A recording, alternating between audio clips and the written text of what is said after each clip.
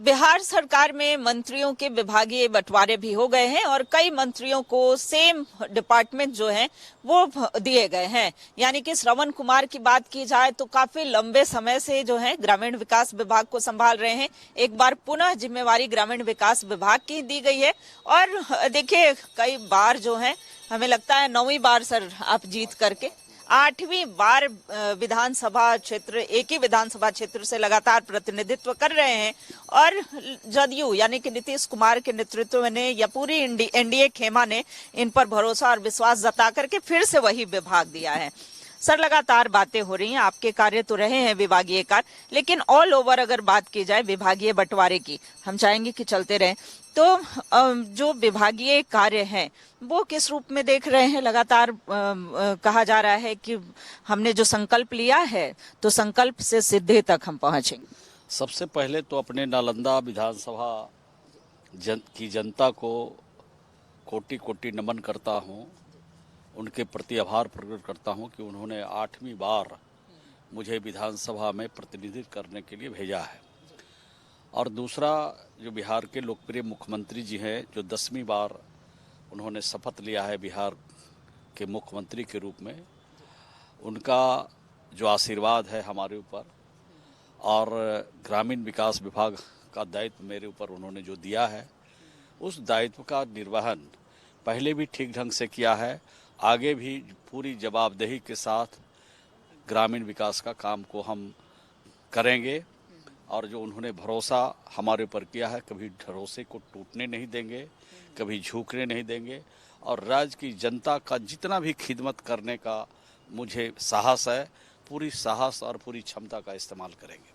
पूरी ताकत लगा देंगे कि कैसे जनता का समग्र विकास हो सके, समूल विकास हो सके और विकास के लिए संकल्पित भी हैं। सर ये भी कहा जा रहा है, जैसे गृह विभाग की बात की जाए तो इस बार सम्राट चौधरी के पास गया है, हालांकि ये नीतीश जी के तरफ से ही डिसाइड हुआ है।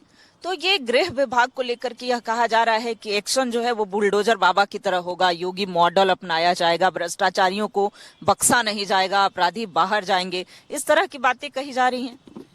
देखिए, पहले भी अपराधी बिहार में बख्शे नहीं जाते थे और बड़े से बड़े कद्दावर क्यों नहीं अपराधी हों या उनके अपराधी के उनके समर्थक हों, चाहे राजनीतिक लोगों से जुड़े हुए हों या जिनसे भी जुड़े हुए हों, किसी भी कीमत पर नीतीश कुमार जी के शासन में बख्शे नहीं गए हैं। बेहतर करने की बात अगर हमारे नए गृह मंत्री कर रहे हैं तो मैं समझता हूं बेहतर बात है, अच्छी बात है। और विभाग भी माननीय मुख्यमंत्री जी जो बांटते हैं वो उनके विवेक पर, उनका विवेक है कि किसको कौन विभाग देंगे। तो जिस विभाग को अपने पास है और अपने से अलग है, सभी विभागों का माननीय मुख्यमंत्री जी समीक्षा करते रहते हैं कि कहाँ किस मंत्री से गलती हो रही है, चूक हो रही है और कहाँ क्या निर्देश देना चाहिए।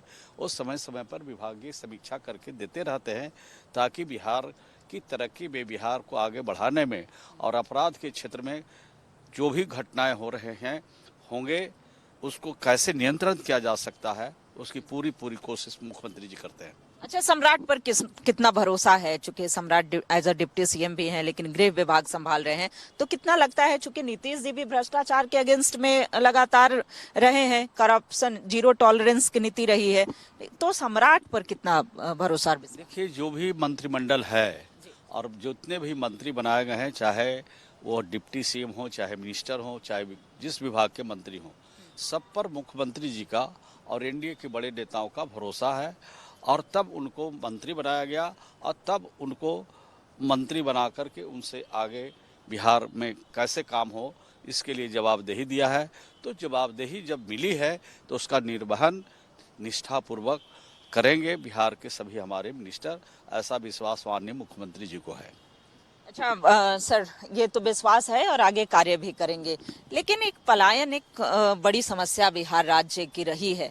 पलायन लोग बड़ी संख्या में कर रहे हैं, हालांकि जो उद्योग विभाग है, उद्योग अगर लगेंगे तो पलायन रुकेगा ही। ग्रामीण क्षेत्रों में सर कैसे लोगों के हाथ ज्यादा से ज्यादा मजबूत हो, इसके लिए आप कार्य भी किए हैं, लेकिन और आगे क्या करने की जरूरत लगती है? देखिए, अभी जो हम लोग ग्रामीण क्षेत्रों में जो हमारे जो बेरोजगार लोग हैं खास करके जो मजदूर हैं, जो कम पढ़े लिखे लोग हैं, उनको हम लोगों ने राज्य से बाहर नहीं जाने दें, इसकी पूरी कोशिश मैंने की है जब से मैं ग्रामीण विकास विभाग का मंत्री हूँ।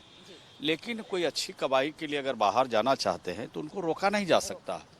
लेकिन अभी तक जो हमारे श्रमिक हैं और मनरेगा में काम करना चाहते हैं, उनको हम लोगों ने इसमें लगाया है। और उसके साथ साथ जीविका के माध्यम से उसी परिवार की कोई महिला है तो उस परिवार की महिला को हमने सशक्त बनाने के लिए 11,35,000 से भी ज़्यादा स्वयं सहायता समूह बनाया है।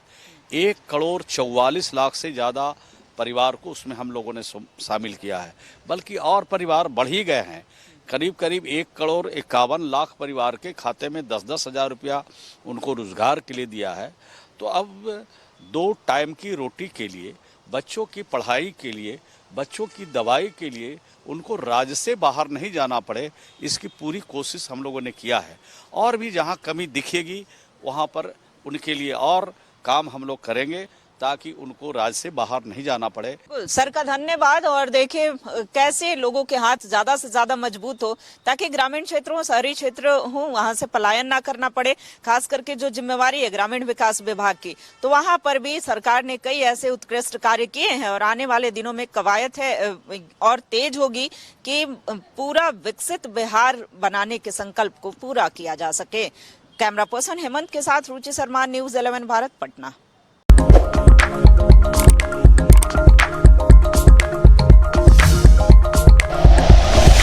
Like and share videos, subscribe करें हमारा चैनल और प्रेस करें बेल आइकॉन। न्यूज़ 11 भारत, सच है तो दिखेगा।